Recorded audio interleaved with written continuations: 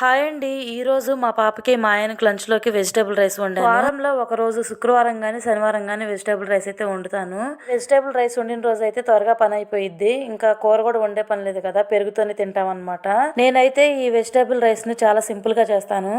ముందుగా 2 కప్పుల బాస్మతి రైస్ తీసుకొని శుభ్రంగా కడుక్కొని అరగంట పాటు నానబెట్టుకోవాలి.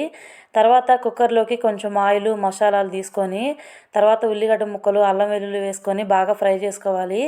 అవి ఫ్రై అయిపోయిన తర్వాత కూరగాయ ముక్కలు పసుపు ఉప్పు వేసుకొని కొంచెం సేపు నూనెలో మగ్గనివ్వాలి. తర్వాత ముందుగా నానబెట్టుకున్న బియ్యం వేసి బాగా కలుపుకొని కప్పుకి కప్పున్నర వాటర్ వరకు అయితే పోసుకొని కొంచెం నెయ్యి వేసి కుక్కర్ మూత పెట్టుకొని 4 విజిల్స్ వచ్చేంత వరకు ఉడికించుకోవాలి. వెజిటేబుల్ రైస్ రెడీ అయిపోయింది. మామూలుగా అయితే రోజు వండుకునే బియ్యంతోనే వెజిటేబుల్ రైస్ వండుతాను. ఈరోజు బాస్మతి రైస్తో వండటం వల్ల ఏమో కానీ టేస్ట్ అయితే అదిరిపోయింది. సూపర్గా ఉందన్నమాట. వీడియో నచ్చితే ప్లీజ్ ఒక లైక్ చేయండి. ఛానల్ని సబ్స్క్రైబ్ చేసుకోవడం మాత్రం మర్చిపోకండి.